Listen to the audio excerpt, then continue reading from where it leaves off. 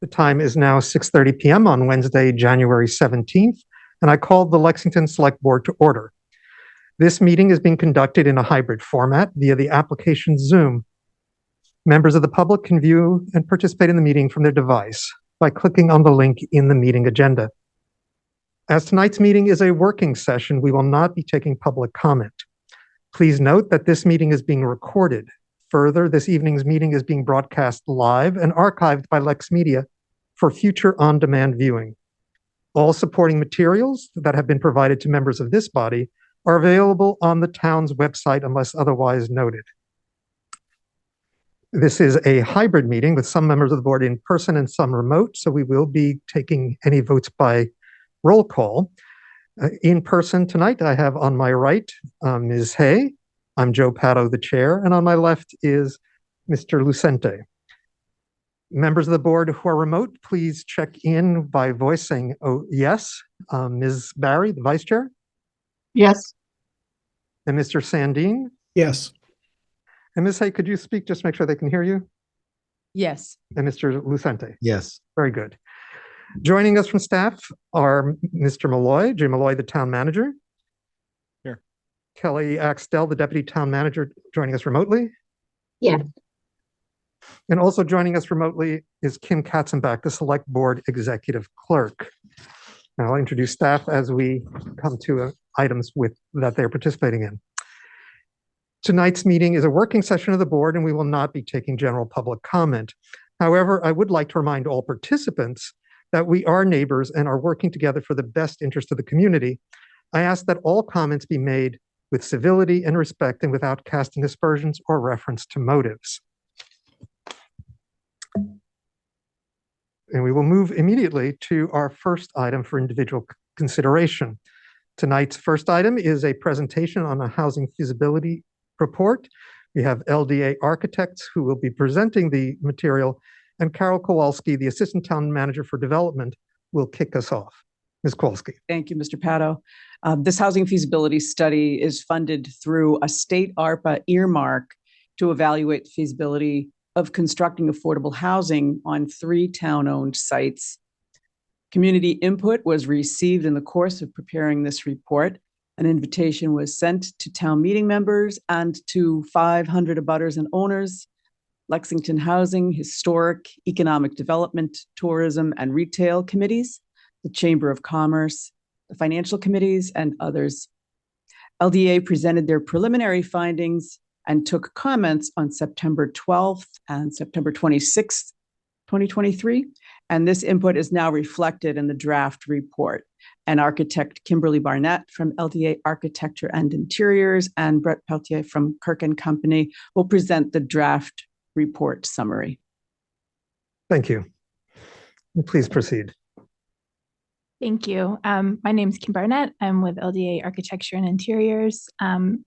We've uploaded through Carol the draft report that she mentioned, and what we wanted to present tonight is sort of a big picture overview of that, the report itself being fairly dense.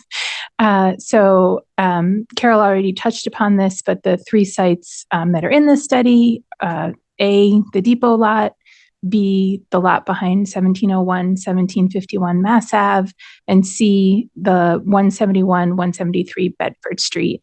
And that's the full list of our teams, but we can go to the next slide.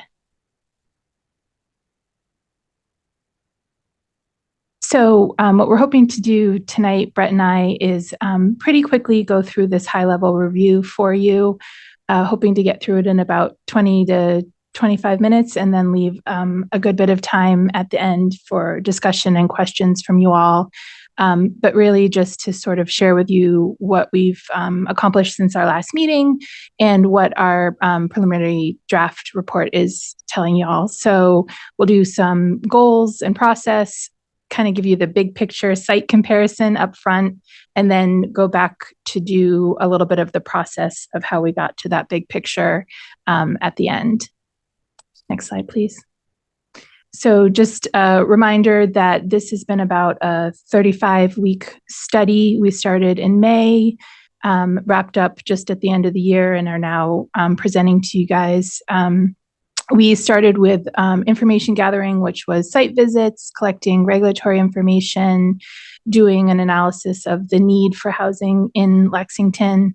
We moved into a conceptual planning phase, looking at what could we fit on the site, what were the constraints and opportunities of each site, what were the financial constraints of a development in Lexington and in the region, that we shared with the public meetings that Carol mentioned on the dates in September and our initial presentation to this board in October. Since then, what we've done is taken the feedback that we've gotten from those meetings and from that initial analysis and tried to look specifically at each site with developing the feasible deliverable on each site, a construction cost estimate for each site, and how that worked into a financial model that would create a feasible development there. And this is sort of the big picture ending we're going to start with, is that even though each site is unique and challenging in its own way, we did find a feasible development option for each site. They shared a couple traits in common that we're going to talk through a lot more this evening. For each one, we're looking at a 100% affordable development for 60% AMI. We've tried to maximize the unit density by focusing on all residential use. We've focused the development on only providing parking for residents and visitors, and generally tried to be energy efficient, sustainable design, but fairly simple in our massing and development of the building to really create economic efficiency. The next slide has a chart that shows this comparison. So while we did find an affordable development that would be feasible on each site, there are greater challenges to the two town center sites, the depot lot and the lot behind Mass Ave, 1701, 1751. So we concluded that the Bedford Street lot is the opportunity with the fewer challenges, but it does have the challenge of time.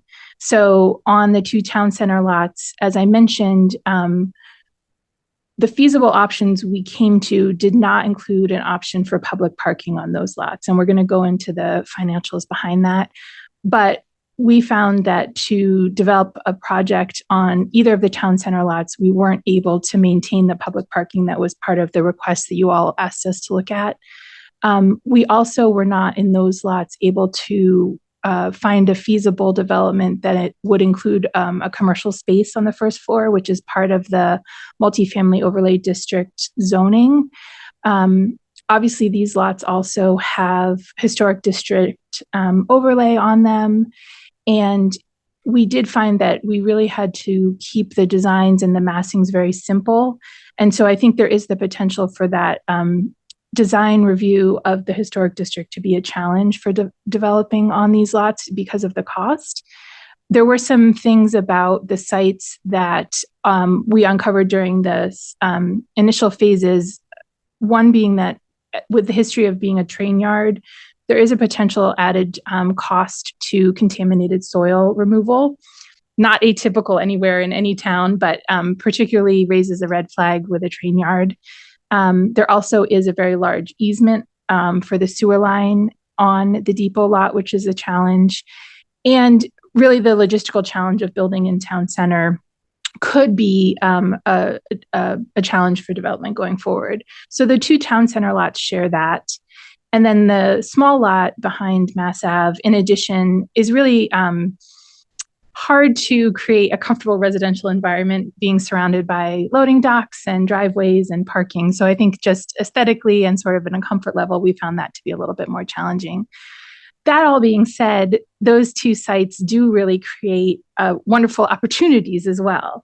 Having, the best access to public transportation, not only the bus lines, the bikeway, and, just the active commercial space. And as Brett is going to talk about in a little bit, housing itself is also an economic driver. So putting that in town center is a real benefit. So even though I, laid out the challenges, we do understand the benefit of those sites. the Bedford Street eliminates a lot of the challenges that are in town center, but does have the challenge of time, because we understand that right now the plan for that space is to be used as a swing space until 2031. So that's something that I think we would recommend, if that is the desired site, that would need to be reconsidered. And one real benefit there, while it still has good access to transportation, obviously it's a little bit further out of town center. The Village Overlay District has a path to provide housing within its bylaws that is without a commercial space on the first floor. So that would be able to be executed within the parameters of what exists in that district.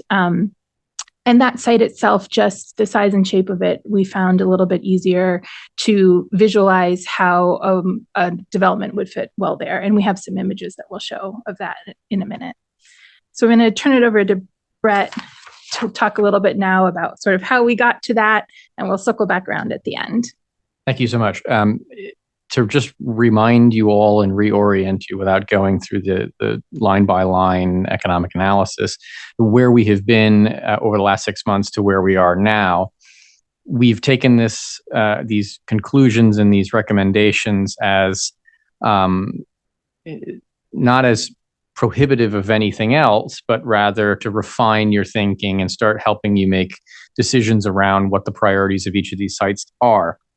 And that first is the recommendation or the conclusion that the sites really lend themselves to dedicated affordable housing uses. We've talked about mixed income models. We've talked about mixed use development models previously, and those challenges. There's nothing really that prohibits mixed income developments. It's just much harder.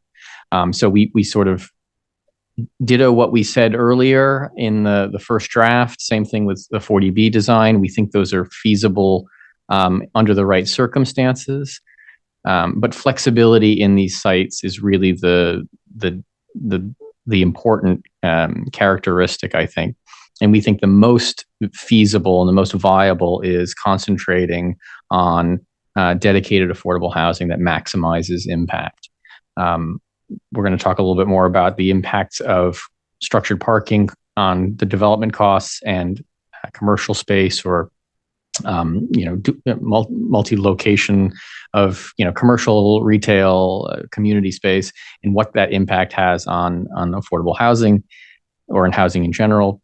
But it's clear that we'll see a few numbers that are illustrative of this. We're in a really tight spot right now economically to pencil out affordable housing development, to pencil out market rate housing development. And so any additional stress or pressure put on the affordable housing component makes it all the more difficult to achieve that. And so the first highlight is a dedicated affordable housing focus, and we've gone the low-income housing tax credit, or LIHTC route, with 60% of area median income across the board. But there are opportunities. Again, flexibility is the key here. Income averaging methods can get you on either side of that. And so without getting too into the weeds, income averaging allows you to go up to 80% of AMI under a LIHTC deal, as long as you offset that with lower income in a 1-for-1 ratio, so that your average income of the entire property is 60% of AMI. A little bit more complicated, a little bit more management intensive, and you got to think about these things in advance of the development process, but very successful tool to allow that true mixed income model at a different spectrum. And so again, with the inclusionary zoning or the Chapter 40B style 80-20 deal or 75-25 deal, we think even with the way the construction costs have gone and the rent, we're still in the same conclusion that we were in the last go around, which is a 40B would probably work. The market rents are sufficient to probably do what they need to do to subsidize those 80% AMI rents. Is that the highest and best use, or the best impact, or the bang for the town's buck? We didn't think so. And so that's why we focused on affordable housing, the low-income housing tax credit. And as Kim mentioned, housing development is economic development. And so we are very cognizant of that as we're thinking about how to maximize utility in each of these sites and how they connect to the greater neighborhood. But those are really impactful dollars spent. And when we get into the pro forma models, I can walk through how that is. But I have two pet sayings. The first is development is economic development, and the other is all housing is good housing. There's a handful of little caveats to that, but for the most part, that rings true. And so my takeaway, I hope that will come out of this is, I think the first time, Carol, we had a conversation was said, is it feasible? And I said, yes, let's move. Let's get into the weeds on how to do it. Because it is. If you try hard enough and you put the right resources and you put the right people on the task, you can do whatever. You can do the impossible with housing, and it's a worthwhile endeavor to do that. Let me see. We're gonna skip to, okay, we'll do that in a second. There's a section here that's new in this draft of the report, in the final report, and it's housing cost drivers and opportunities to influence the cost and the availability of housing. And there are 7 basic levers. Call this the 7 levers of housing affordability. And these are individual constituent components of what drives housing cost and availability, and especially so on the affordable housing front. And they include land and entitlements land and infrastructure, entitlements and regulation, the construction costs, soft costs, a developer's profit, future operational expenses, and capital sources and financing. And what I like to do when I'm presenting these sorts of things is to outline each of those items, and where there is an opportunity for the community to influence those things, there is an opportunity to reduce the cost of housing. We're going to talk a little bit about free land as a subsidy component.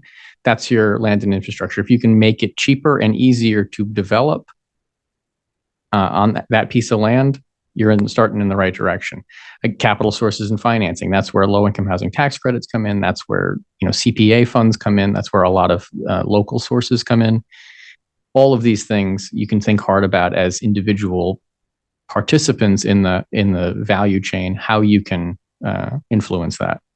If I'm talking too much, just poke me. You can go to the next slide. Oh, already there. Beautiful.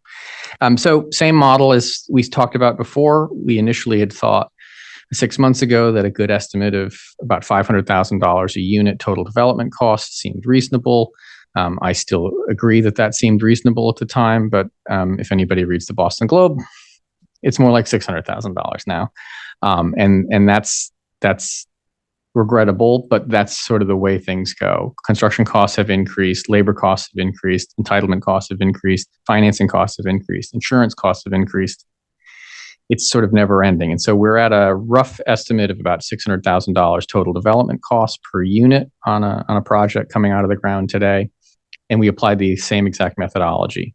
Construction cost offset by the ability for the income to pay for it, and then reduce that gap by any soft subsidies or a soft funding or subsidies, and then we have a financeable or a feasibility gap.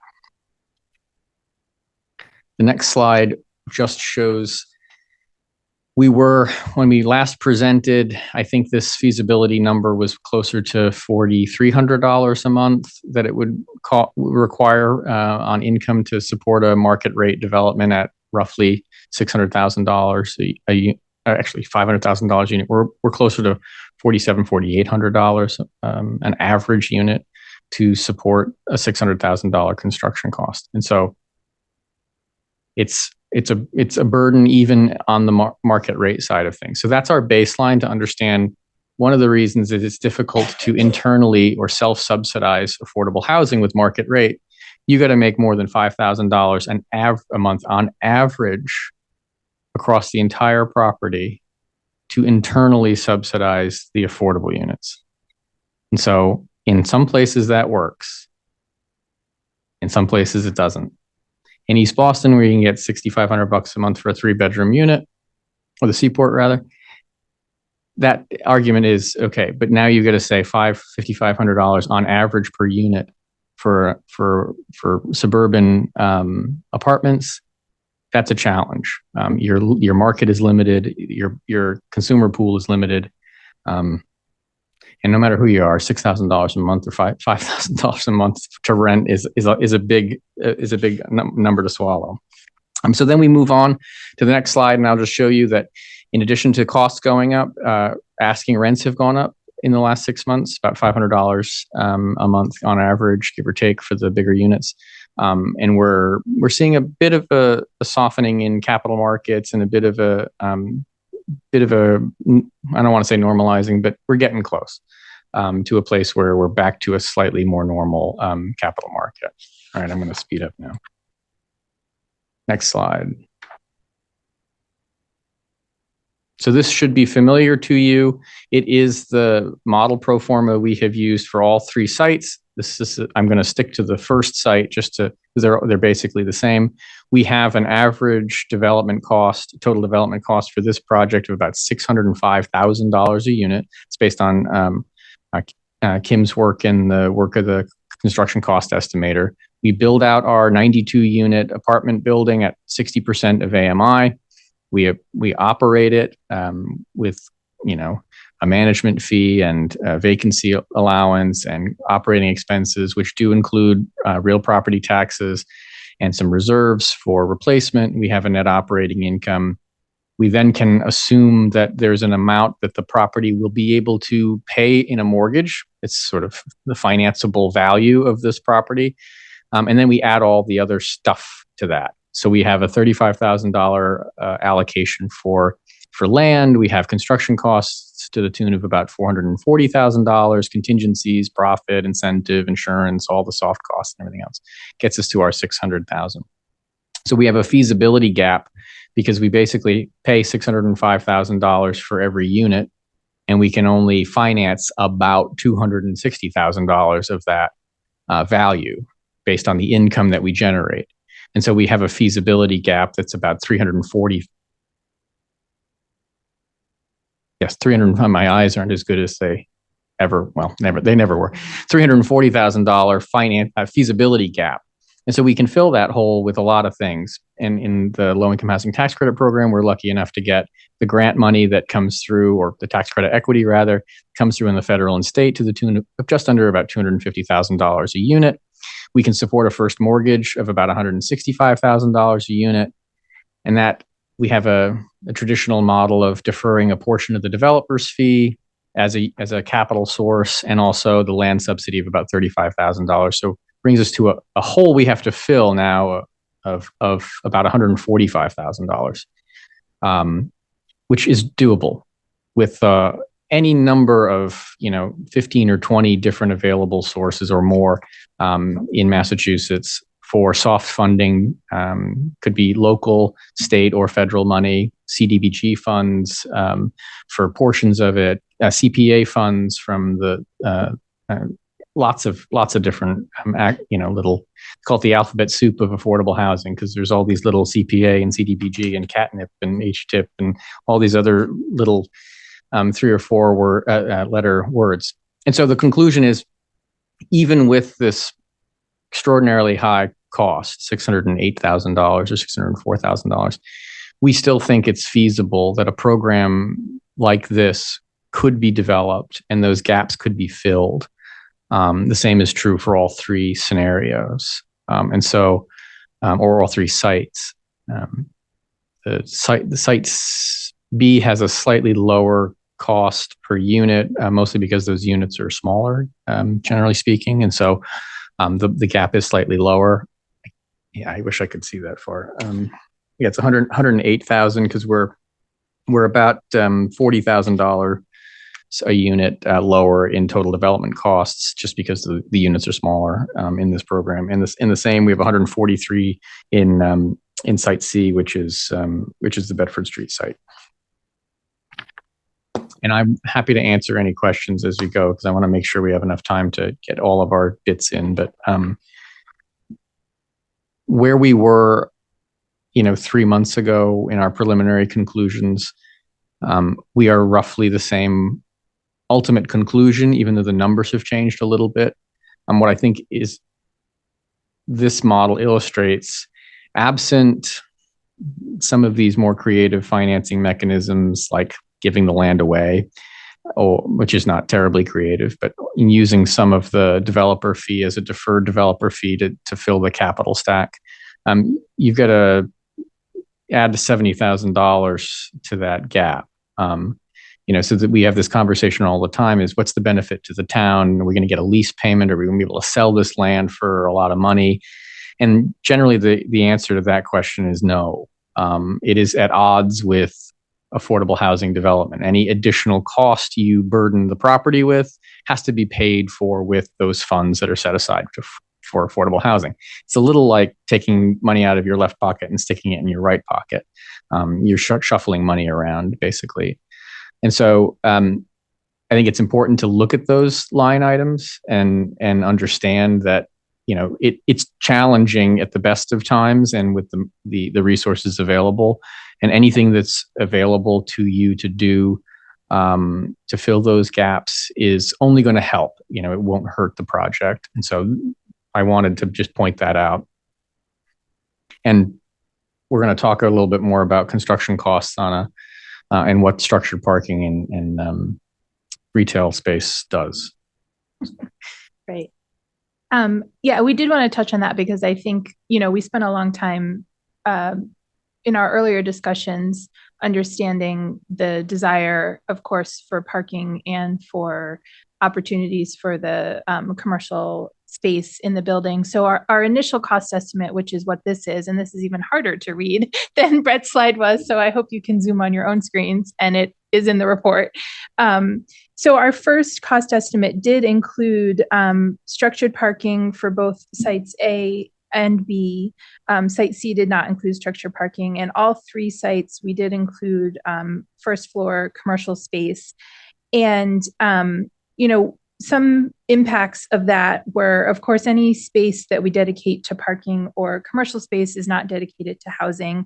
So we're reducing our unit counts. And on sites like the depot lot, where things like the sewer easement are also reducing our buildable area, we weren't reaching a very high unit count for the amount of building that we were building. So, one thing is that those things limit our unit count. The other thing is that each unit then is basically paying for parking far beyond the parking for the unit itself. So up to a ratio of almost 6.5 spots per unit when we looked at the depot lot, 5 for B for lot B, and then lot C has always just had its own parking counted for. And the retail space being about 30% of each first floor is again, adding to the cost of developing the units and taking away the number of units that we can develop. So when we did this first review, we were coming to cost per unit of, for the lots with structured parking, between 1.2 and just under $1 million per unit, which is really outside the realm of any feasible gap that Brett could ever explain to me. So we took another step back to see, what were the things we could do on the building side to help reach a feasible cost per unit. And they were exactly what we've kind of overviewed here, to really focus on just housing and just parking for that housing on surface parking. So no structured parking, no parking under the building, and all space dedicated to housing. And so that was the lever that we could do on the building side. In addition, the other thing we focused on was really trying to increase the unit count within the buildable square footage of the site for building. And so we did try to create very efficient floor plans to minimize the building envelope. So when we first presented site C, for example, we had 4 separate buildings, but 4 separate buildings increases the number of elevators, increases the amount of building envelope for square footage that you're building. And so it really wasn't the most efficient way to deliver the units there. So we did find that when we created more efficient massing, we could get the cost per square foot down and the cost per unit down. So those were the kind of things that we looked at from the original conceptual planning that you saw in October to where we are now. And it was an iterative process with a few steps between myself, the cost estimator, and Brett. But obviously this is still a conceptual cost estimate. So just as there's a load of assumptions built into the numbers that Brett's working with, same thing here, these costs, don't include escalation. So those are costs for right now because the capital, the financial analysis that Brett does is for right now. So we wanted those things to be equal. Things like the unknowns of contaminated soils, we didn't build into the cost estimate because we didn't want to skew things without really having that testing, et cetera, done. So that kind of future testing and due diligence on any of the sites obviously could push these up or down. There is a contingency built into it. It is based off of historic cost per square foot data. So I think that they have real value to them. But at this point in any conceptual design, you are using kind of the best numbers that are available to you. But this is sort of the backup that we wanted to provide. And then the actual estimates are also in the report that I think just support this even further of, taking the parking and the commercial space out, we didn't do lightly, but we really found that to provide something feasible on any of the sites, we had to pull those things out. And then last, before we open for questions, Brett just has some thoughts about next steps. Sure. And so I think throughout this entire process, we've been cognizant of the fact that, okay, what then, right? You come to a conclusion, always the question needs to be, then what? What do you do with this information? How do you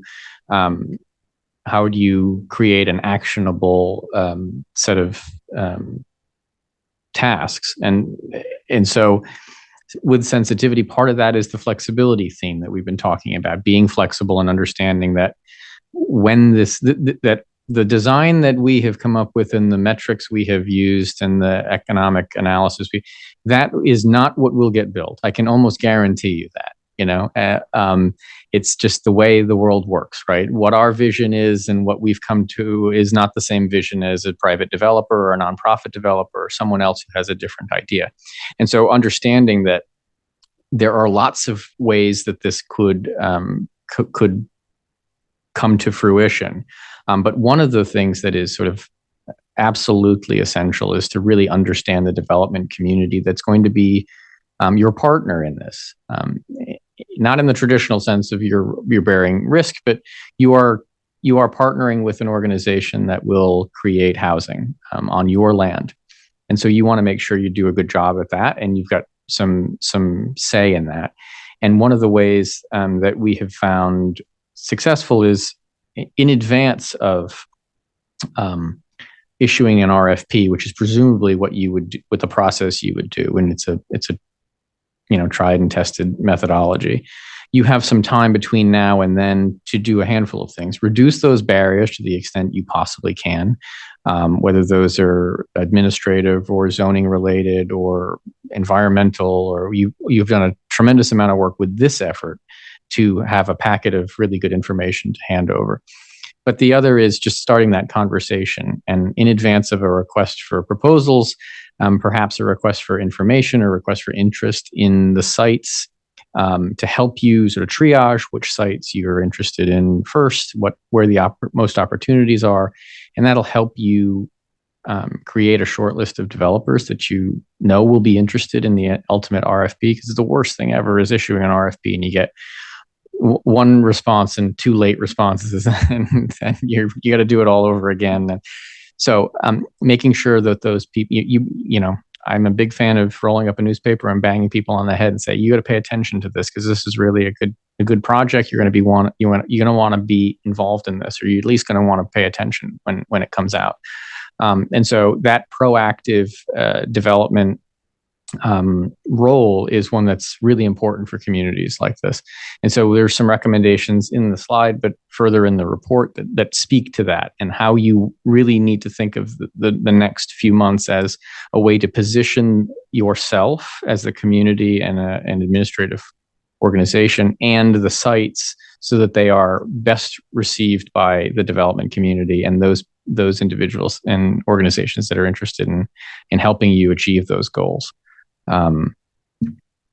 Building and developing and financing affordable housing is very simple, except it's incredibly complicated, right? I say this all the time. It's just finding land, designing a building, building it, and paying for it.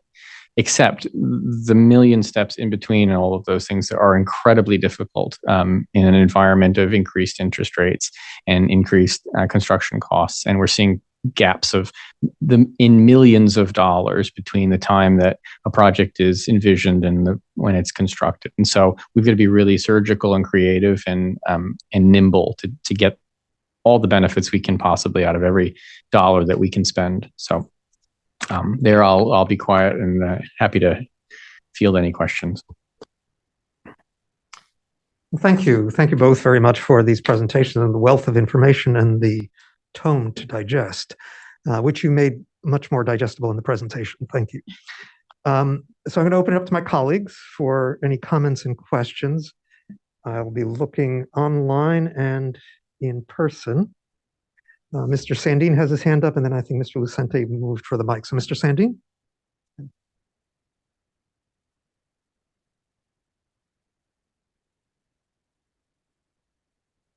Sorry about that.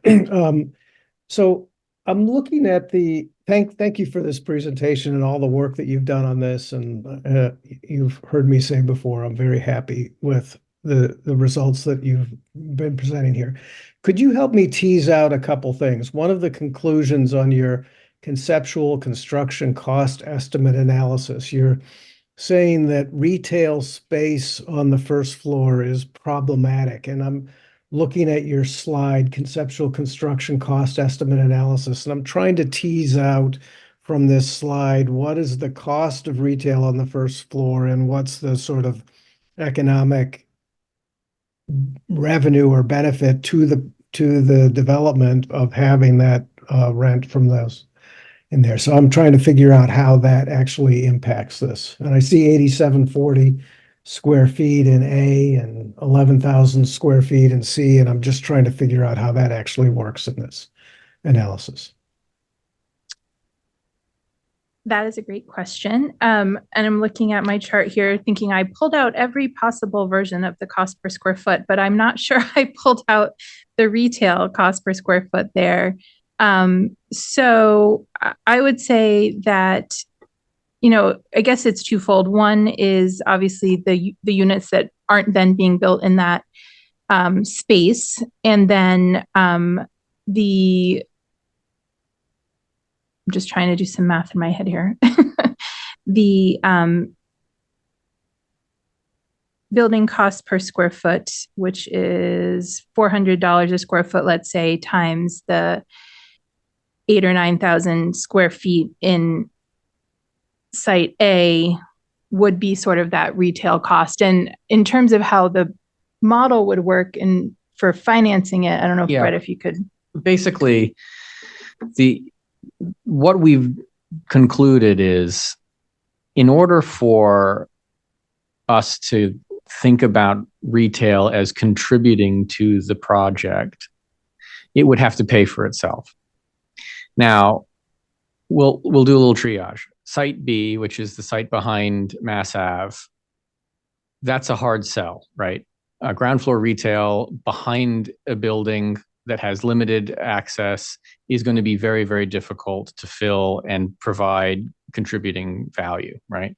So we can kind of scratch that off as that's hard. That's going to be difficult, very difficult to underwrite. Even if we don't know anything about the market, speaking to underwriters, they're going to say, you'd have to really sell me on why this is going to be adding value to the project. Site C, the problem is there's too much of it. right? 11,000 square feet. Is that right? Yeah. 11,000 square feet of retail space. Some of that on the street, but most of that behind, in the ground floor of buildings that, it is a more narrow than it is wide site. That's a lot of square footage of retail. And then we talk about, let's see, it's in 9,000 square feet again on Depot, which eats away at if it's going to be ground floor, we have to adjust the structured parking to accommodate that. It makes it a little more difficult to make the case that would also contribute value. And so basically, when we pencil it out, we would have to get 100% credit for the top tier rents at each of these properties for it to be basically capital neutral to the deal. And that is, we weren't asked to do this. We weren't hired to be retail market analysts. I have done that a lot in the past. That's a really hard argument to make, that you're going to get $30 or $40 a square foot for retail rents on 3 sites where I don't think that logically those retail markets are robust enough, or those individual properties have enough. You're adding you're adding 21,000 square feet of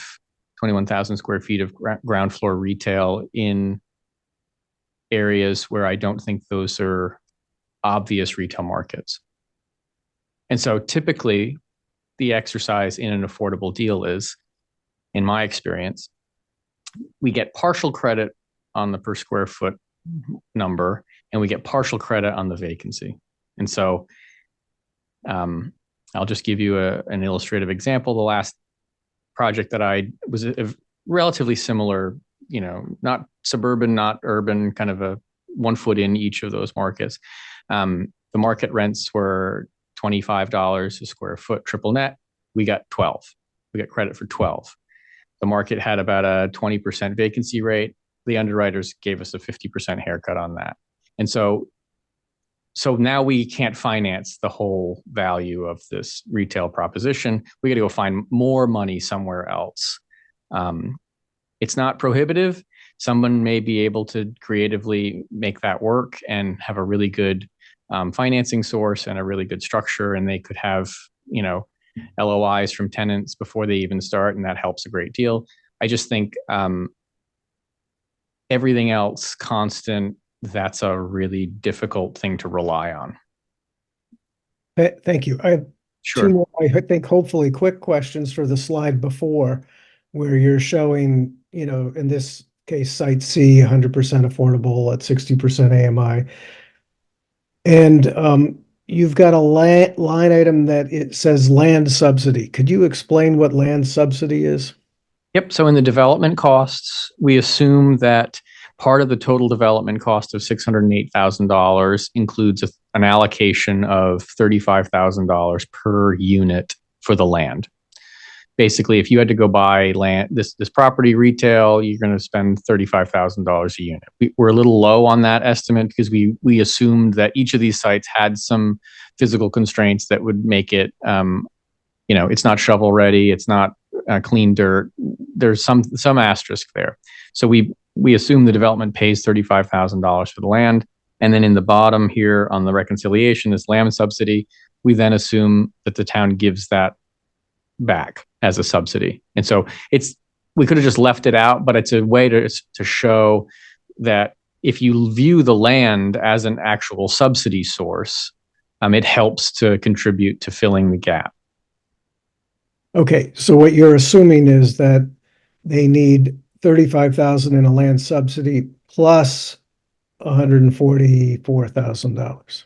That's correct. Okay. With a $144,000 gap, it's assuming you've given the land away effectively. Okay, thank you. Thank you. And so my final question was just the difference between what we saw in September and today is just basically construction costs rising. Is that basically the difference of what we've seen in this feasibility gap? Basically, yeah. It's about $100,000 a unit. Thank you. Thank you very much. Thank you. Mr. Lucente? Want to echo the thanks. This is very helpful. Lots of information and sorry, I'm echoing. Not sure why I'm echoing. I'll sit back a little.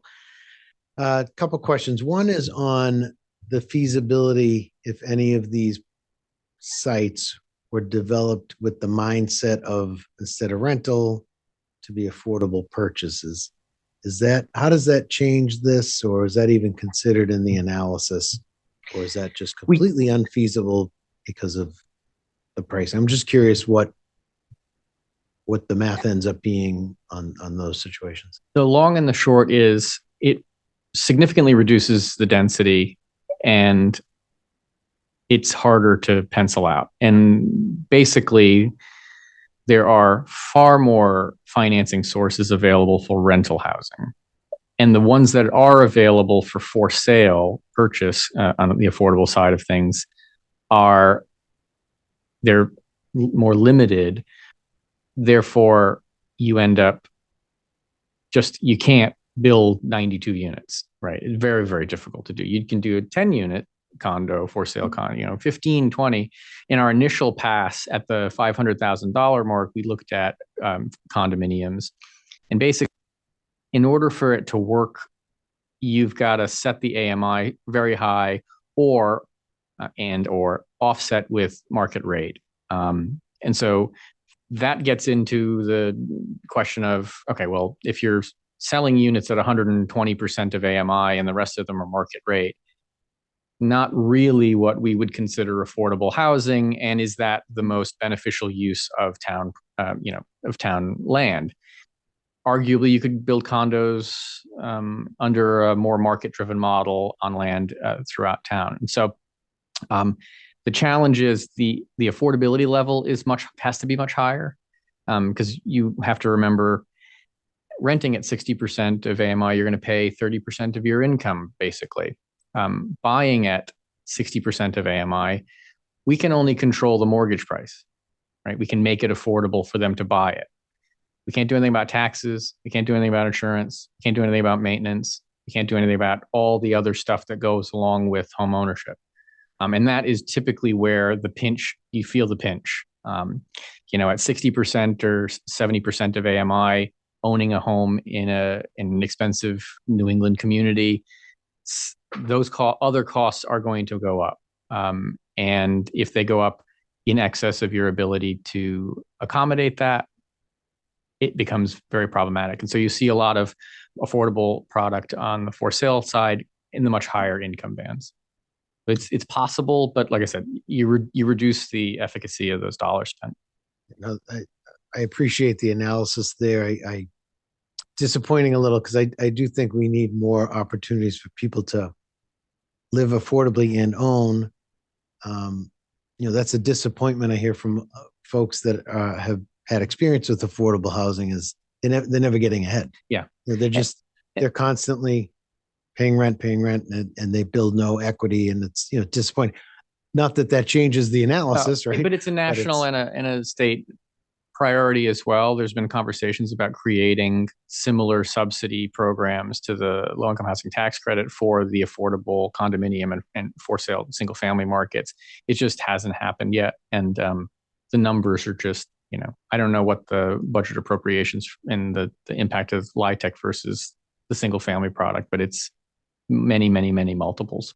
Well, maybe things will change by 2031. There you go. And one other question, maybe a simple one, but does the feasibility for Site B, the small site, does that change at all if more of the parking lot there was used to put structure on top of?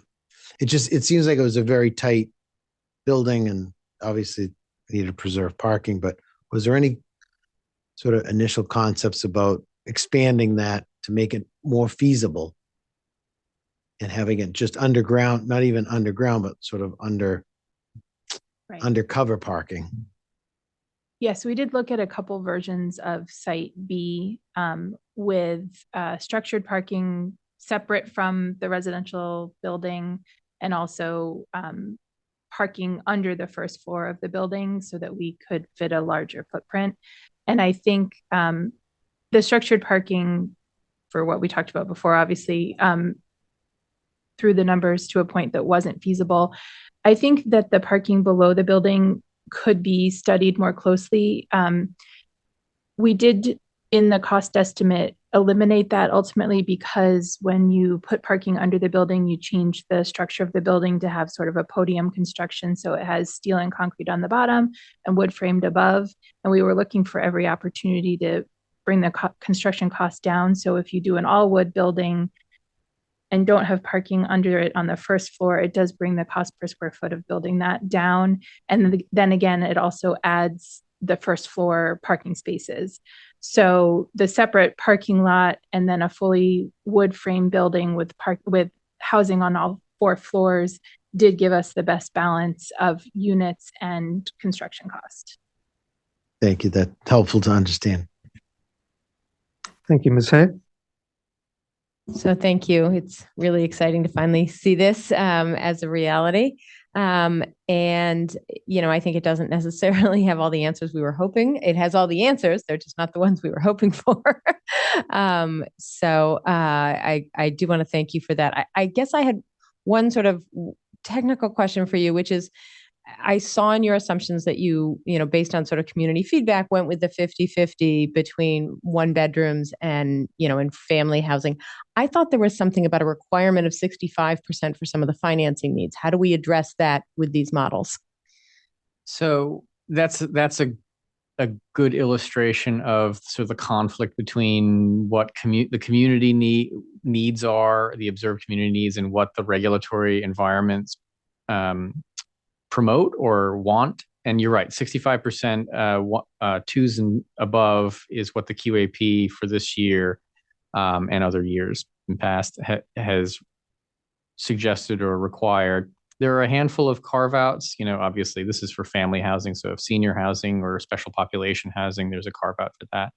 There's also a carve-out for you know, demonstration of need and feasibility in that QAP as well. And so in adjusting the buildings to get the maximum number of units and the most efficient layout, we made some compromises to reflect that. I think I have gone back and kind of rebuilt the model to see what happens if you reshift that to the sort of what we observed in the market as and what the QAP has. And it's pretty much a wash. You know, the unit count is lower, but the ability to generate income is slightly higher because you have some more 3-bedroom and 2-bedroom units. And so I think it's flexible.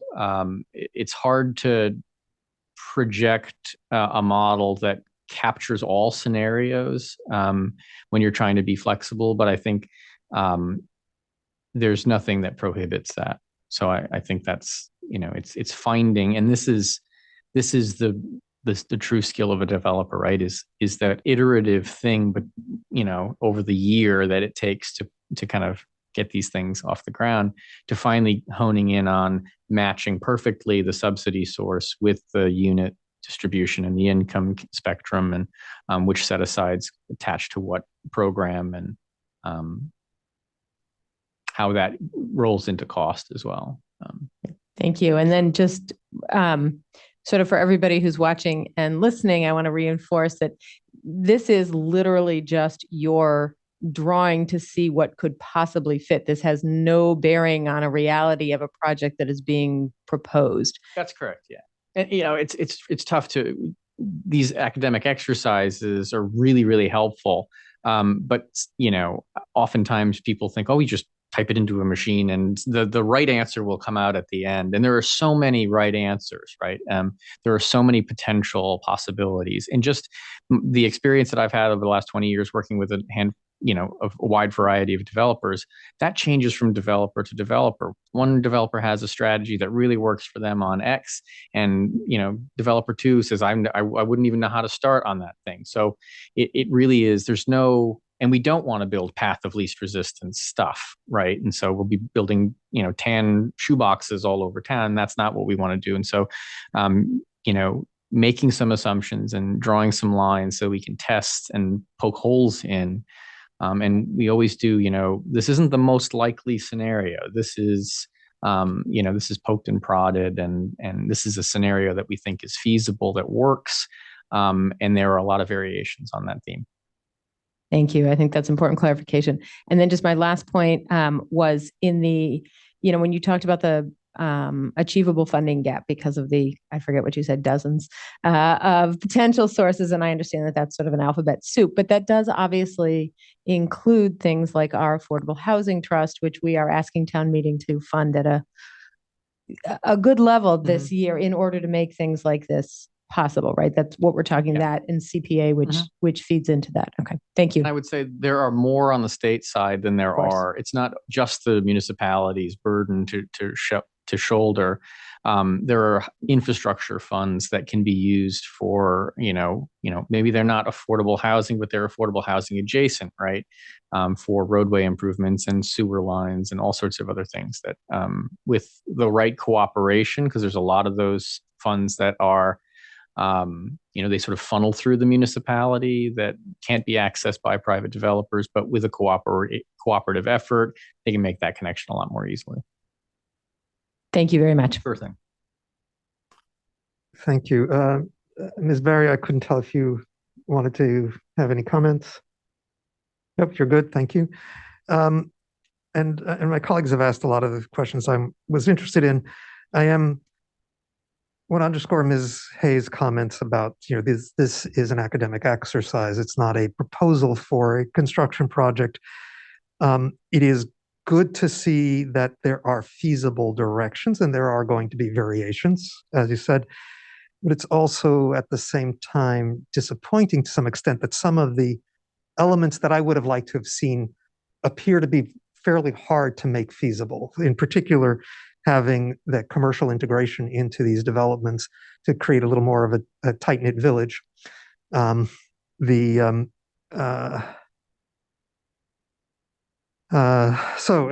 those make me sort of wake up and say, can't necessarily have the cake and eat it too, right? And we will probably be working hard to find paths that meet the various desires of the community. And I'm glad that this isn't the proposal, because I hope we can find some variations to get a little closer to what I was hoping for. All that said, we appreciate the effort and the understanding that we can take away for how to think about moving forward over time.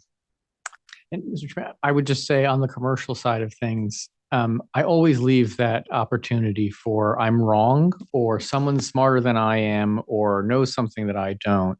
And that's why in the recommendations, I think I've written this, if not, I will write it, is that I always say, just because we think that's infeasible, what we're saying is don't make that a requirement in your RFP, because that may be prohibitive. But open that door to say, we will certainly encourage the proposals that include ground floor retail or creative co-uses. Open that door, but don't. The problem is often that people make them. We need X, Y, and Z, and if not, it's not a done deal. And you end up having nobody that respond because they said, "We just can't make that work." Thank you, Mr. Sandine. I see your hand up. Yes, thank you. I just had one more question. So when we talk about these projects in these proposals in the center, we're often talking about parking, and you mentioned parking. One of the things that I've heard used as sort of rules of thumb in terms of cost per square foot, cost per parking spot, have been significantly lower than what I'm seeing in this analysis here. So I'm seeing $135,000 to $150,000 per parking spot below grade and $90,000 above grade, when I thought rules of thumb were half of that or less. And so could you perhaps just talk a little bit about the impact of parking on these projects and how you've gotten to the cost estimates that are in this analysis? Sure.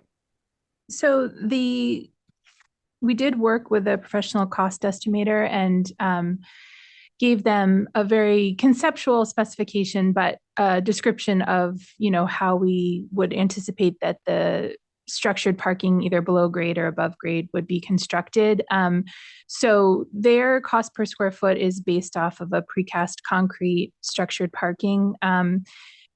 The below grade parking did include some costs related to obviously excavation and some additional cost related to building so close to the sewer easement, especially for the below grade parking location. That was, a constructability challenge.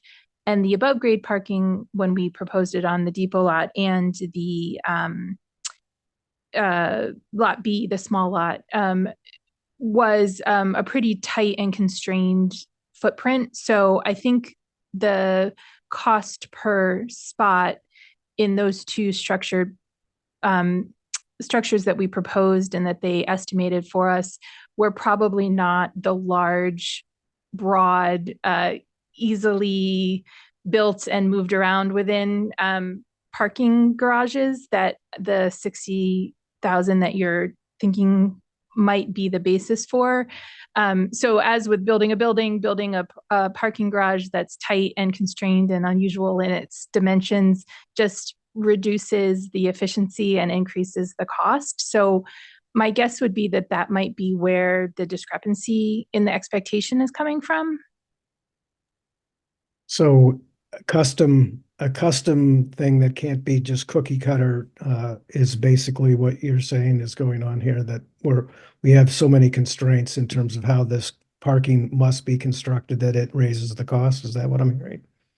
Yes, I think that's my projection for that. I think that just as Brett is saying, don't close the door on commercial, I would say that there probably is a solution that is a more efficient footprint for structured parking on either of those two properties. But given the sewer easement and the desire to maximize the number of units there, in both cases, the garage that we asked the estimator to price out was a pretty tight footprint with probably fewer spots per level built than a very efficient large rectangular parking garage. So, I think there is a way to modify that to maybe bring the cost per spot down.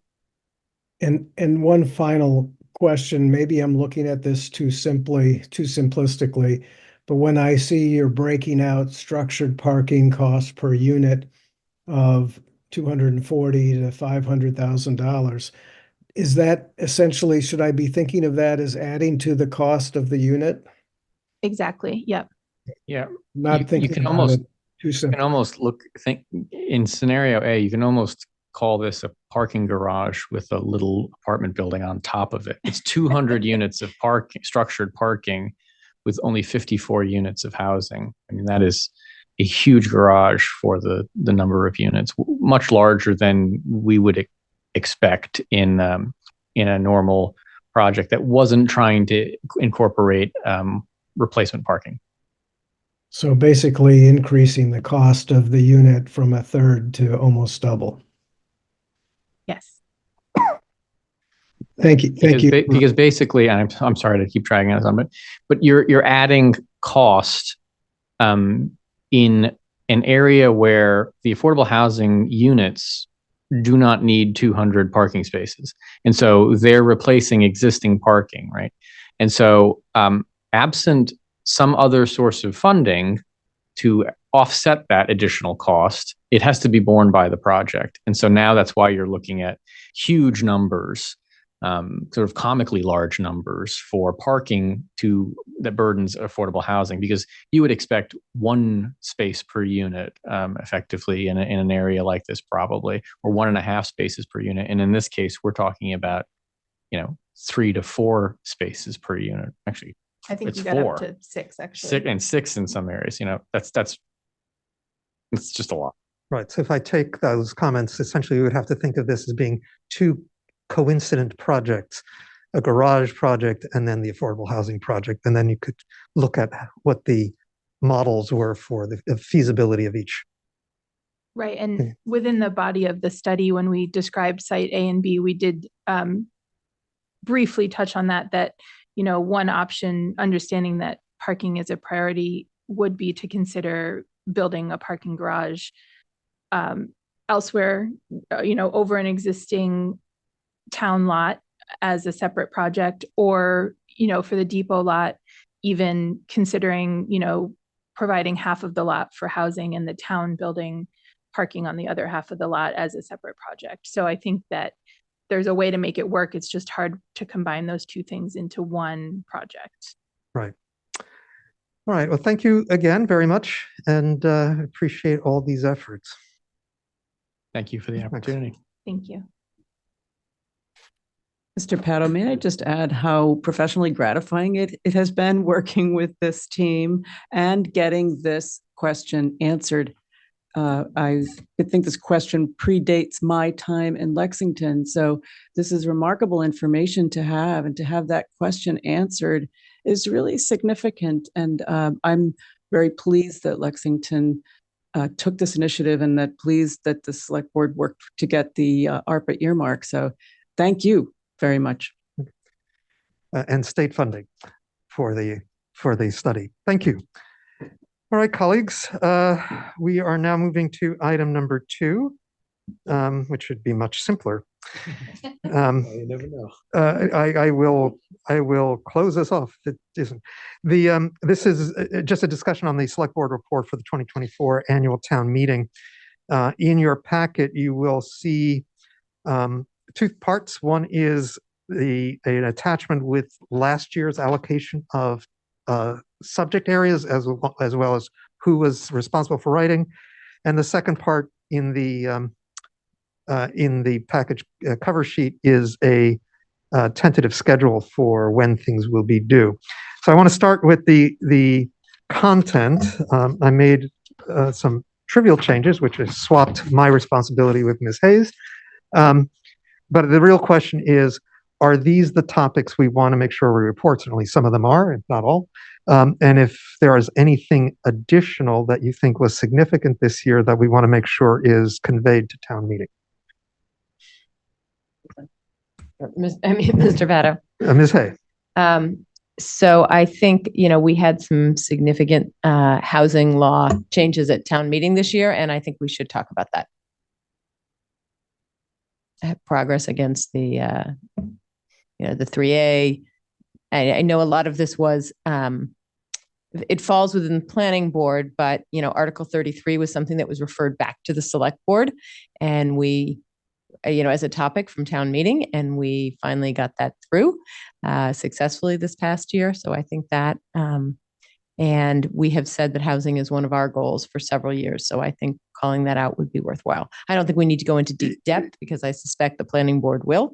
But I think it would be appropriate for us to call it out. Right. And beyond that, I think my concern is just what progress beyond passing those changes at town meeting, for which town meeting was a party, has occurred.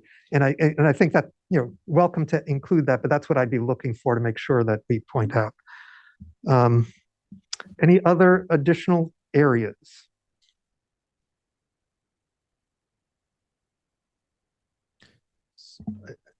Mr. Lucente. So we have the budget challenges and beyond. And, I think talking more specifically budgetary wise about how the great progress that we're making with the, saving for the high school project, or, the capital stabilization fund. I don't know if we should just title it something different. Because I think when you look at the numbers Mr. Malloy's provided about where we're at, and that's a message I think we need to keep beating the drum on for everybody in town, so they understand what our policy and strategy is. I'm just thinking we brought it up in that subject line, and I know just because I think I was the one that wrote that last year, but I think we want to talk a little bit more specifically about it. Now we have the municipal and school building projects line, but I think this is more of a financial planning. Yeah, I would suggest the title even could just be, instead of budget challenges, it could be budget and finance policies, or something, or planning. Planning. Yeah. Planning, I think is better. Hello? Hello from the sky. Ms. Barry, I, sorry, my hand's been up. So I like Mr. Lucenti's idea. I think we should call out the high school building project separately.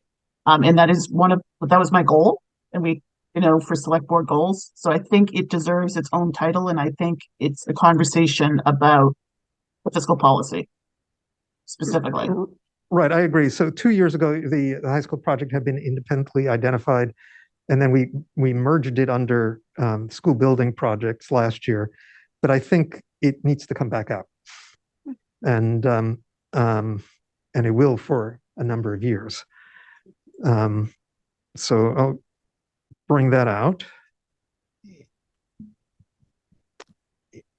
Again, just thinking a little selfishly, thinking, we're trying to do a lot with the center and but I don't know, we made a little progress with the community meetings and stuff. I just don't know if there's enough to report, but I think something, and if it could fit in one of these items, it would be great. And maybe it's under select board, goals. I think it could be under select board goals, but the center revitalization workshops, It just involves so many committees and a lot of community members who've come out. And I think we really do. And I know we're still waiting on the report from the consultants, but there've been drafts, and I think we can certainly capture enough material for town meeting. Because I think that would be wise, and again, maybe it's called out in the title of one of them or not, but I think I just want to make sure that's addressed in our report to town meeting. But those would be the only two things that come to mind for me specifically. So I would add, I think there's an opportunity, depending how we write the goal section, that we can write the goal and then write an update or a status of the goal as of, whatever the cutoff date is, as of February 15th or February 28th or something like that, and include it that way. Because, March 4th is the draft has to be submitted. Right. Right. So I think if we say like as of February 28th, because we've done some work on a few of them. And these are all new goals for people to see. So I think it would be good for us to have the goal and then what the work has been to date. All right, Mr. Sandin. So while we're talking about the high school, I'm not sure how we put this into the report, but there's a lot of things that we're dealing with that are like dominoes from the high school, like the old Harrington and recreation and things along that line. So I don't know where we capture those kinds of things, but I do think these are serious decisions that we're making as a town and need to be reflected somewhere in this report.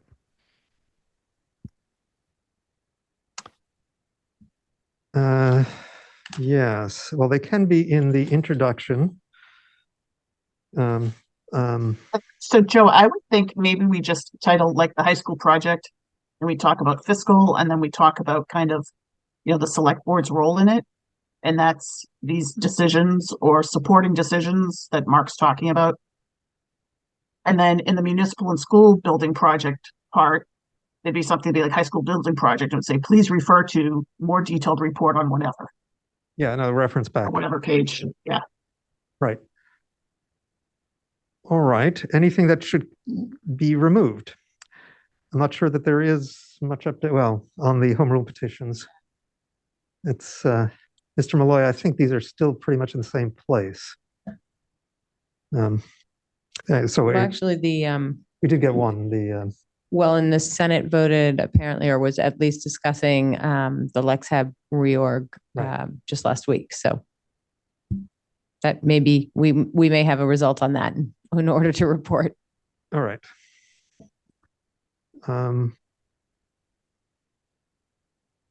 So for the new pieces, the housing law update, Ms. Hay, would you like to take that one? I'm happy to take that. I'm also happy to fit that within, to Ms. Berry's point, to fit that within, since it is one of our goals that maybe, so I don't know, Susie, if you're going to keep the goals one, I can write that piece of it for you, or we can collaborate. Yeah, I mean, if you want to write the update to it, and like Doug, if you want to write the update to the center part, and then I can just, fit those in. under goals. All right, sounds good. And otherwise, everybody good with their previous bucket? So you just swapped me with you, so I Right. have home rule. And Joe, then- just, oh, sorry, go ahead, Susie. Joe, you're taking the high school? I was going to come back to that in a second, but Okay. probably yes. I'm just looking at our annual town report. And this is the awkward part of doing this because it's in March, but we're starting it now. So it's really like 6 months of stuff that we haven't reported on previously. You know, it's just weird because we're doing like, yeah. But you know, in that report, we talked about ARPA, Hartwell Ave, police station, fiscal planning and resiliency, economic development and new growth. Remote meetings was another topic we brought up. Center and Battle Green streetscapes, which aren't quite finished yet, and DEI commitments. And you know, I'm bringing this up because are there any topics in that we'd want to bring forward that maybe town meeting isn't as up to speed on? So those will be in the town report, Right. which will be available for town meeting members. It gets printed just about the same time, right? Yeah. And it's ready. So I wouldn't duplicate anything. The question is there been, when we wrote that, July or yeah. well, we after wrote it, July. Yeah. yeah, but it reflected the state of the world as of July 1st. Yeah. Yeah. I'm just bringing it up not to throw a monkey wrench, but it, you know, also the confusing for someone on the outside looking in going, wait a second, you just put a report I got this week and those different topic. Not that we can do whatever we want. But. So We can do whatever we want, but I think what's most important here is reporting on material that we think is important for town meeting members, reflective of what has happened as a result of town meeting action and how we as a board have executed against that. Ms. Hay? And I was simply going to say as well, we could even add a line at the end of this that says, you know, this is not our complete, please see the annual town report for the select board's, you know, review of fiscal year 24. Right. Or fiscal year 23. Right, and that commentary can go into the introduction to set context for what is this report. All right, so Ms. Barry, I think you were right. I'll take the high school update as the member of the high school building committee, and we will fit it in. So these are the rough topics. Once we get all the material, we'll sort it out to make sure it flows reasonably. But again, Mr. Lucente? Just want to make sure we're leaving here with the assignment as we all understand it. So, and maybe it's better handled by an email from you after this meeting, just to say, here's what I heard and here's who's doing what, in case you want to change your mind to, you know, about assignments. I'm happy to do anything you assign me. I always love it when you say that. All right, so I will work with Ms. Katzenbach to take the notes from this meeting and send you assignments. But it'll be based on what I heard here. Mr. Sandine, it looked like you were about to say something. Yes, Mr. Pano. So in the areas where I'm assigned, much of that information comes from town staff. So if we could just ask town staff to provide some updates on what's happened recently, that would be helpful. Sure, I'm sure if you go through Mr. Malloy, you'll Right. get material. Thank you. All right, very good. Now, the second part of this was just for our calendars. The sections are all due by February 27th. I said March 4th because I read the wrong line a minute ago. That's what it comes back to when it's all included together. And then we will edit by the 13th and have a final draft ready on the 18th, which is just before town meeting starts. But the town meeting starts a little early this year, so there's not much time. And I don't think, unless anybody has any significant issue with this timeline, there's not much flexibility. All right, good. So that brings us to the end of this item. So let's move on to item number 3, which is to look over proposed updates to the Noise Committee charge. Colleagues, we discussed the Noise Committee several meetings back, and we wanted to update the charge. I took comments we had exchanged here at the table and drafted a set of changes, and I drew some help from a member of the public who has been very interested in the Noise Committee. The key areas that this language reflects changes in is expanding the membership of the committee. We talked about wanting to be both a little larger and to have flexibility in the numbers. So that required then setting an explicit quorum. Clarifying the role of the committee so that it is clear this is an advisory committee to the board and that it's maybe working with other bodies and staff, but it itself doesn't have a regulatory, adjudicatory role.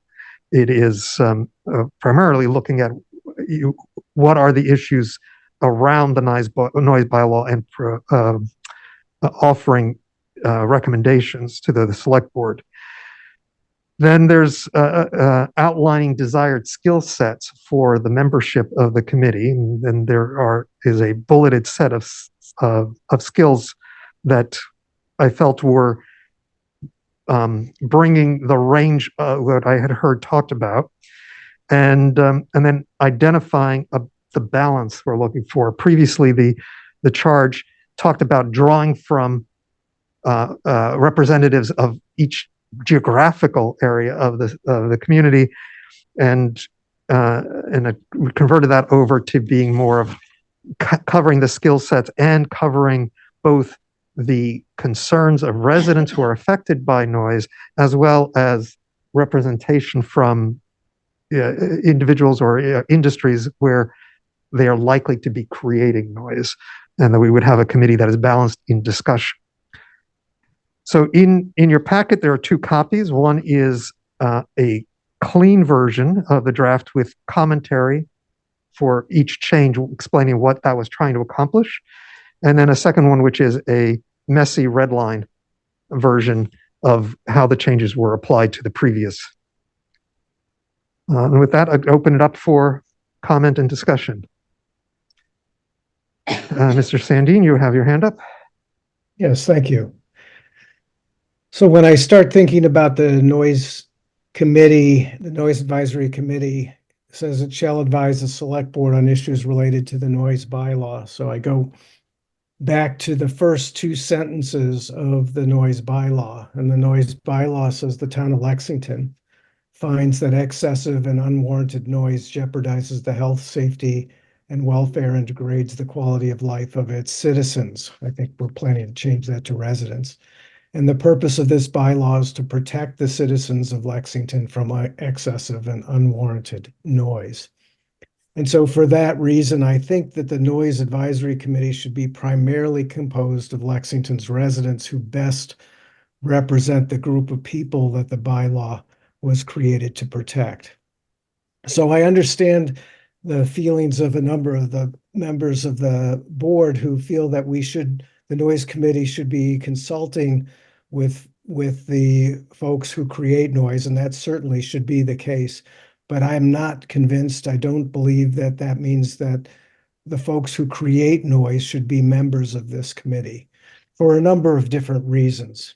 And as the first one that I mentioned is the bylaw is written to protect the residents of Lexington. But the second is more sort of like technical in nature, which is noise. There's many different sources of noise. There's lab and life science building owners who create ventilation noise, and they have very different issues than builders who create construction noise, and they will have very different issues than landscapers who may create landscaping noise.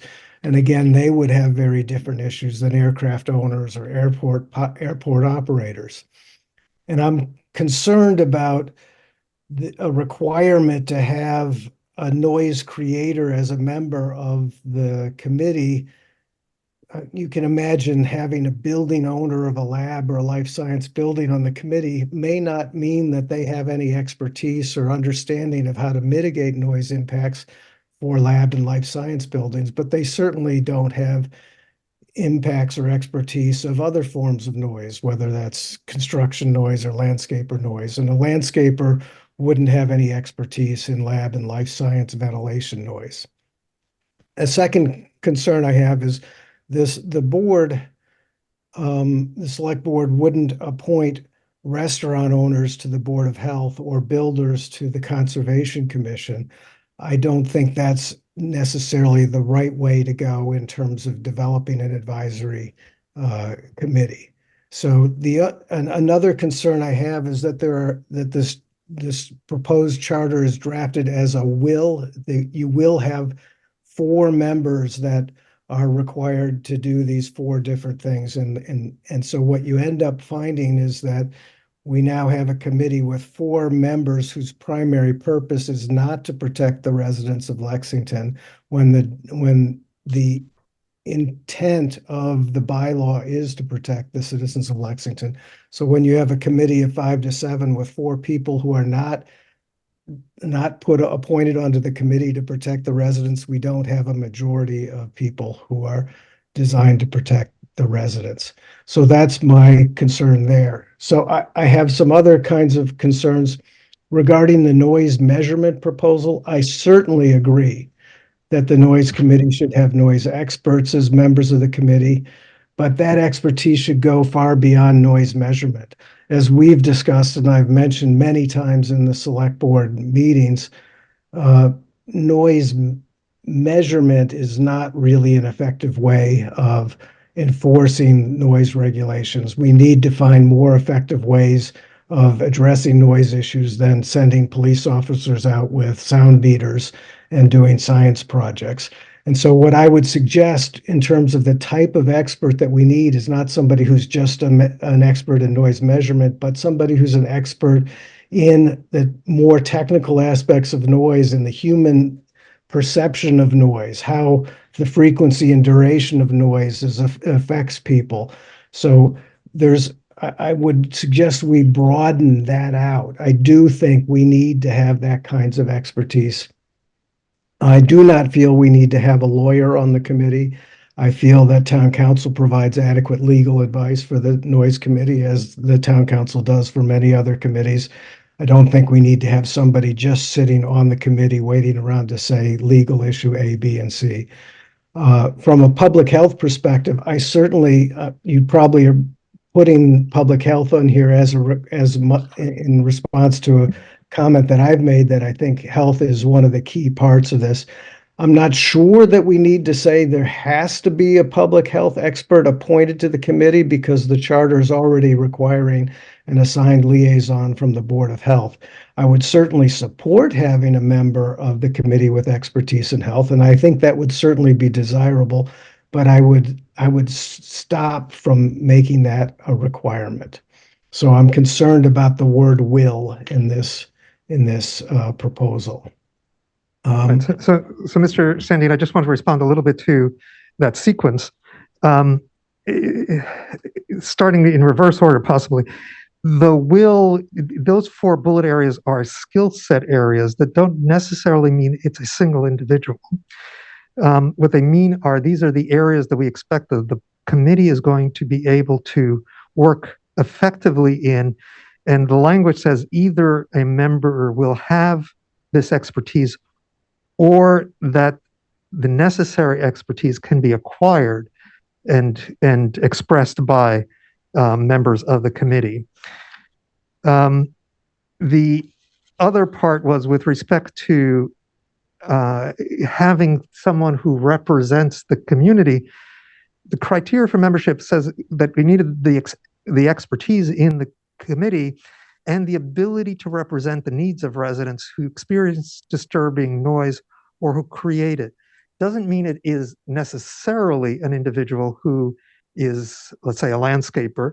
I think it may actually be very hard to get someone willing to volunteer, but the requirement is to have the ability to represent those concerns and needs into a balanced discussion. I think that was the intent I heard at the table. If the language isn't artful in getting that across, I'm happy to see edits. Ms. Barry. Thank you, Mr. Pato. I just want to comment a little bit on what Mr. Sandin was pointing out.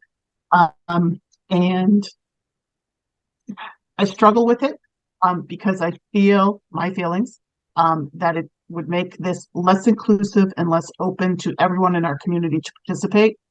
So I would refer you to page, I think it's 21 in our select board policies and procedures book, where it talks about membership in an advisory committee of the select board. And it talks about in order to attract qualified and interested persons, vacancies will be made public as far in advance of the appointment as practical. Application form will be available in the select board office, the town manager's office, and on the town website and newsletter, so that any resident interested in participating, any was my emphasis, in participating in activities of this nature, or in otherwise, my emphasis, making a contribution to the town government, may record their background, areas of interest, and availability.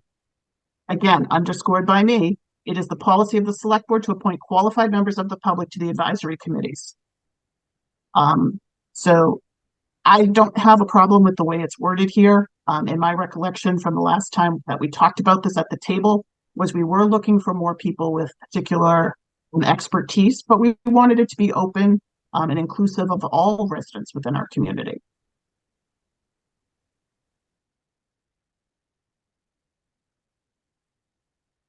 Other comments?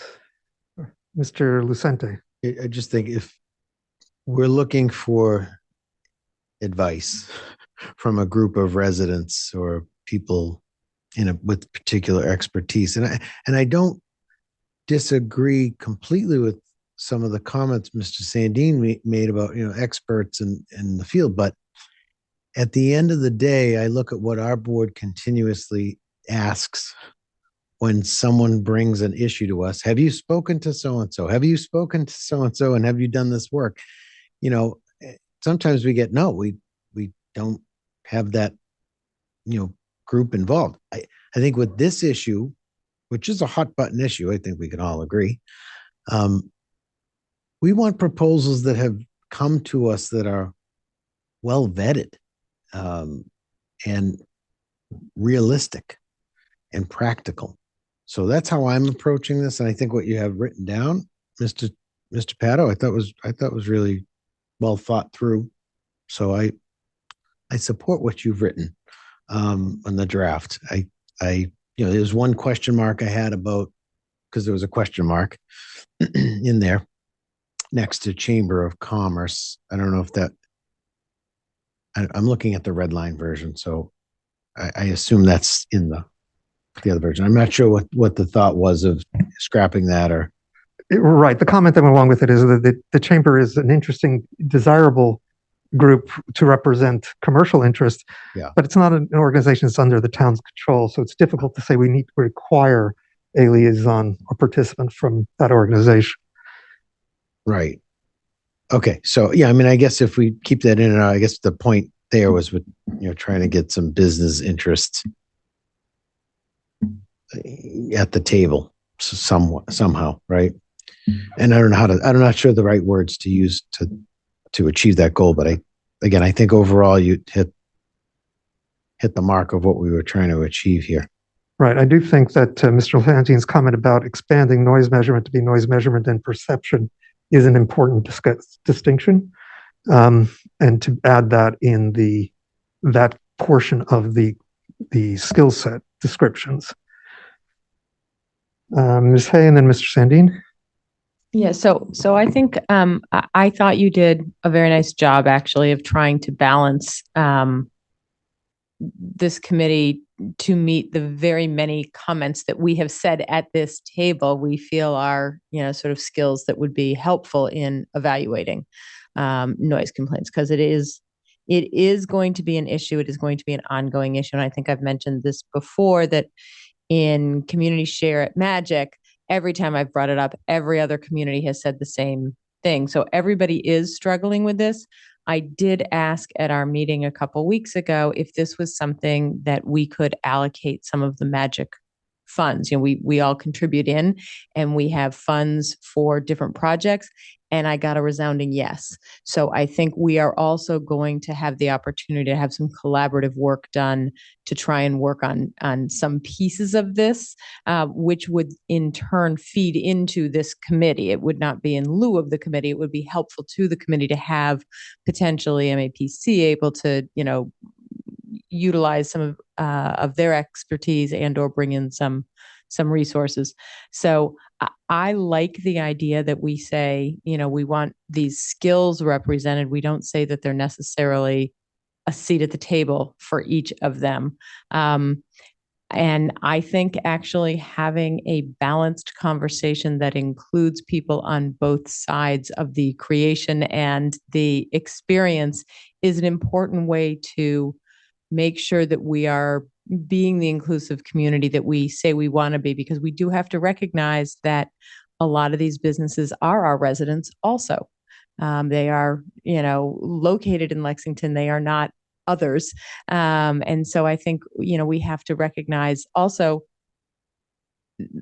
everybody wants the right to have an addition built or to have, landscaping done or whatever else it is. So I think we need to work together is really what I'm saying. And I think starting from that premise makes a lot of sense to me. Everybody's going to have to understand each side if we're going to make something change, which I think we clearly need to. So I thought you did a nice job. So I want to be clear, I worked with a member of the public and they did quite a bit of the work here. I outlined the direction and they came back with a wonderful submission. Mr. Sandine and then Ms. Barry. Okay. So when I think about desired member skill sets, I think that's a very positive idea. What I'm concerned about is the language will, and when I've had a number of people look at this, they've interpreted it as a requirement that you must have somebody from that skill set for each and every. So I think so what I'm hearing from the board is not that the interpretation that many people have looked at when they've read this, that it is a requirement that you must have somebody with legal skills, you must have somebody with those 4 skills. If we can make it more like what the select board did previously for the skill set that was required for the Affordable Housing Trust, something I'm familiar with. We had a very broad range of desired skill sets that was larger than the number of appointees we had. And to your point, it's possible to have one person that has more than one of those skill sets. So I would hope that we could soften this word will. I'd also, if we're going to be saying desired member skill sets, we should be saying that we would like, as Ms. Berry is saying, residents from the town who are concerned about noise as also one of the desires. I had a couple other comments that were more sort of technical in nature that I just wanted to address that I hadn't gotten a chance to mention. So we've had this discussion previously before. At the beginning of this noise advisory committee charter, it says it's required to analyze on a quarterly basis all recorded complaints. And we've had the conversation on a number of occasions over multiple years that members of the Noise Advisory Committee have come to the select board saying how difficult it is in order to be able to access that information. So I would like to figure out a way that we could have some clear way that town staff could be providing on a quarterly basis, a summation of the recorded complaints, because that has been an issue that has been an ongoing issue with the advisory committee's ability to accomplish their goals. The other sort of technical thing that I wanted to talk about, again, it's just a minor technical thing, is we have requirements for the noise committee to work closely with other committees and departments. And perhaps we can have reciprocal requirements for those committees and departments to also work with the noise committee. Because in many times in cases before, there's been attempts to work with other committees or to solicit liaisons from other boards, but that hasn't been provided. So finally, to Mr. Lucente's comment about, the select board asking noise advisory committee and other committees, have you done the appropriate amount of outreach? My perspective on this is that there are different aspects of noise, and you would need to outreach to very different organizations in order to do that. So I think the ideal outcome here is for exactly what Mr. Lucente is saying, is when a committee comes to the select board should be saying, have you outreach to the stakeholders for this particular issue? We're going to have very different outreach if we're trying to think about noise from lab and life science buildings than if we're thinking about noise from airports and aviation. Ms. Barry? Thank you, Mr. Pato. So just to clarify, Mr. Sandine, what I was saying earlier was that all residents should be able to apply for this committee. It shouldn't matter what their work is, or, I think you kind of twisted that a smidgen, in my opinion, anyway. And the second question is for Mr. Malloy. I think he's there, but he's so tiny on the screen, I can't even see him. I'm wondering, this is a huge amount of work, Mr. Pato, that you and your helper did, and that's wonderful. But I'm wondering, once the committee gets stood up, if then we reassess and figure out this whole how they where the reporting goes. I know that's been a challenge, so I don't know if that's something that should be town manager internal policy. So I don't know if Jim, if you want to comment on that, if we just throw that out there for something to think about down the line once we get this committee stood up again. You don't have to answer. I'm happy to answer. Assuming that the PIR that I'm recommending to hire the code enforcement officer specific to the noise bylaw is funded this year, then I would think that person would be the one who would coordinate with the noise advisory committee. Okay. But maybe it's something that there's some type of, guidance that comes if all these other things fall into place, that, so it doesn't have to get like memorialized in the charge. Those are some things that happen within committees that aren't memorialized in the charge. And the last thing, because I don't think they said this before, is Mr. Powder, I just want to indicate my support for the huge amount of work that you and whoever this mystery person did to create this. I think it's a really good body of work. So thank you. Thank you. I did not get a chance to talk to Mr. Malloy about the interaction between staff, but I wanted to make sure that we at the table had that sense of this is a function that we want, that analysis and insight into the reports that are going on in town, so that there is a basis for evaluating the effectiveness of the bylaw and for making recommendations for change over time. I think the mechanics for how that will work would be much easier if we actually do have the enforcement individual, but even the absence of that, establishing a process is conceivable and hopefully feasible. Mr. Lucente. I think it is helpful to have the analysis. I don't know where I know they had trouble getting it, what we've heard in the past, that I suppose if we have a noise enforcement member of the staff, that'll be an easier thing. My one concern, of course, is we've gotten a lot of complaints, right? We know that we've heard from residents on specific topics, but I have no idea if someone's complaining about, one person's upset that the neighbor's dog is barking.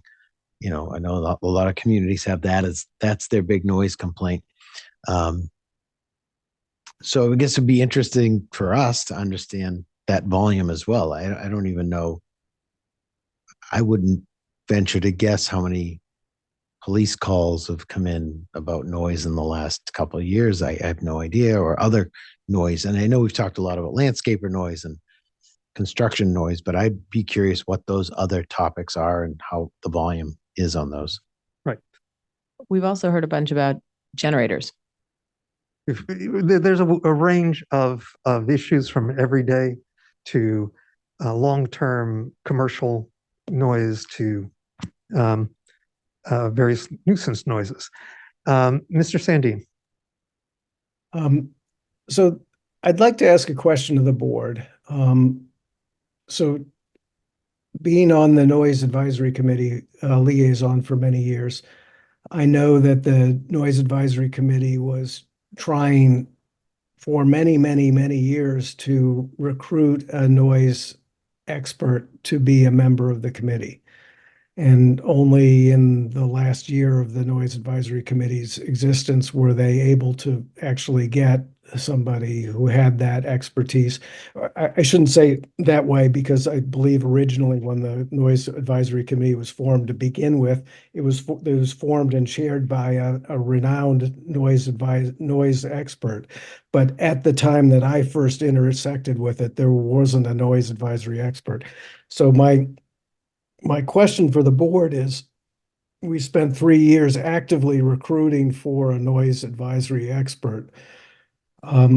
How would the board go about it if we went out and recruited and we didn't find a noise advisory expert? Would we be able to instantiate the noise advisory committee if we didn't have an application from somebody who was a noise advisory expert? How would this work in your mind? So in my mind, we would, but when we were evaluating candidates for the committee, the priority is to fill the skill sets. And if we're unable to, then the task of the committee is to build the capacity for working in that area, either through training or through requesting assistance from organizations like MAPC or Magic but that I would not see the inability to find individuals in a applicant pool as necessarily stopping us from moving forward. We may extend the application process to try to secure an additional person. Again, this is now a 5 to 7 seats, so we might choose to leave a seat open as we look to make sure we get that skill. But it doesn't mean that the committee itself wouldn't be stood up. Ms. Hay. I also think, and this is part of what I was complimenting, I guess, in the drafting of this, where it makes clear for each of these skills that we want, it says it will include members with or otherwise acquire expertise in each of those skills. So it's entirely possible that we will not have applicants that have all of these skills, but then we have created a committee which is charged with finding those resources, either, within the community or outside the community. The issue that will arise is we will have to decide whether or not that is something that we need to fund. If it is not available through, funding of, dues we're already paying to Magic or something like that. I see that as a potential down the road concern. But from a structural perspective of creating this charge, I think, Mr. Sandin, your concern is covered in that language. So the final question I would ask is, do we need to specifically call out the need for a legal person on the noise committee? I mean, in my experience, town council has been more than adequate for any committee work that I've ever been involved with as a liaison. So I'm not sure that we need a legal expert. Well, so my feeling is, and I have to sign the warrants for our legal expenses, is I would much prefer to have the committee have in its body access to someone who is familiar with general limitations so that there is less that we need to go to town council with. We absolutely will end up having to go to town council on proposed bylaw changes, et cetera. But I'd rather it came from a place that wasn't ignorant of what the limitations might be in moving forward. So the degree of legal experience and expertise is fairly flexible, but I think it is important for the committee, just like several other committees we have, for legal expertise to be a valuable component.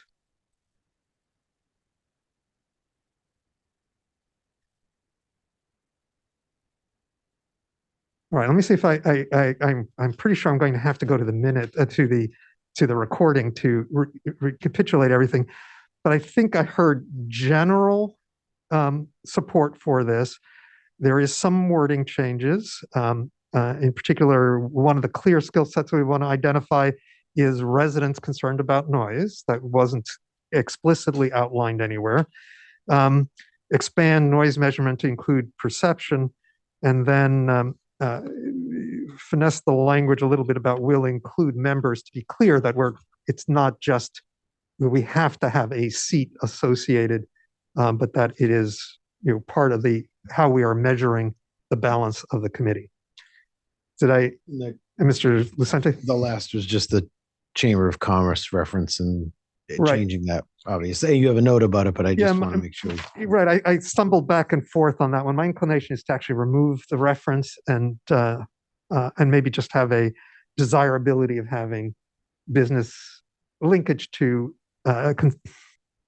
think of a word, but essentially it's a consultative relationship as opposed to a member. Yeah. Right. Yeah. Right. The problem is identifying the target of the liaison. And I heard from Mr. Sandin also a request for reciprocal responsibilities. I think we have that as a general issue, and I don't want to impose that at the moment, but we do create parallel requirements. Mr. Sandin. One way of addressing that might be just to approach the chairs of the committees that are named in this charter and see if they're willing. You don't need to go through changing everybody's charter, but we could just have a conversation with the committees that were saying you must provide a liaison to the Noise Advisory Committee. We just see if they're supportive of that. Right, and this is a should participate, because liaisons are, they're not actually well, I guess we do appoint liaisons, but. Could we wait on that piece until we've put the committee together and. The outreach to committee chairs or? Just, I think it's a little premature and I would like to see the committee back in functioning before we start saying they're going to liaise to other groups. No, I don't mind liaisons to this group just to, as it gets started, but I think to require liaisons to other groups when we haven't appointed anyone might be a little excessive at this point, and maybe we could, I'm sorry, I wasn't suggesting that. I'm sorry if I was unclear of what I was saying. All I was saying was that if we are saying that, say, the planning board is required to have a liaison to the Noise Advisory Committee, we at least talk to the planning board chair and say, are they willing to do that? Oh, I see. You said, thank you, Mr. Sandy. Now I understand.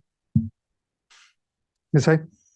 But don't we often create in committee charges lists of, requested, desired, whatever liaisons? We don't actually, upset their charges in order to do it. And they can always decline. We can't insist on a liaison. So maybe the issue is instead of should, would be desirable, or, liaisons to include, and we don't put any mandated type language. So we just said liaisons from the select board, the Board of Health, planning board, or their designee. I would ask you clarify, and you put in front of that non-voting liaisons. Excellent point. All liaisons are non-voting. Yep, but we Yeah, need but, to put it but in not writing. everybody remembers that. So Okay. clarifying it is not unnecessary Okay. to put in a double negative. Um, Okay. All right. Thank you. So I will go off and update this draft and bring it back. My hope is to bring it back as a consent agenda item based on this conversation, but if you want to pull it off, that'll be fine. All right. Any final comments or seeing none? Mr. Petto? Mr. Really, Malloy. really quick. Related, but not totally related. The board had asked for some information related to gas and electric leaf blowers, and it will be in my weekly update this week, which will be going out tomorrow since I'll be at the MMA conference on Friday.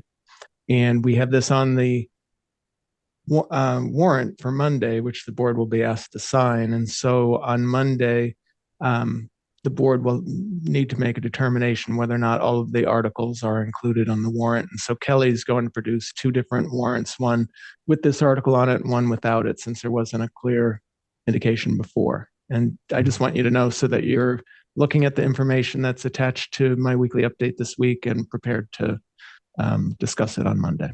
Right. And this was the noise bylaw update amendment, and it had sections A and B was specific to the availability of non-gas powered leaf blowers. All right, very good. And so we will have that in front of us before our meeting on the Monday. With that, I want to announce that our next regularly scheduled meeting of the board will be on Monday, January 22nd, 2024 at 6:30 p.m. via hybrid participation. Members of the board will be this weekend, Friday and weekend, at the MMA conference in Boston. And so we will either see each other a lot or certainly be busy. I hope we'll see each other. Right. And I move that we adjourn. Is there a second? Second. Ms. Barry, thank you. By roll call, Ms. Hay, Yes. Ms. Barry, Yes. I'm a yes, Mr. Lucente, Yes. and Mr. Sandy. Yes. Thank you. We stand adjourned. Good night.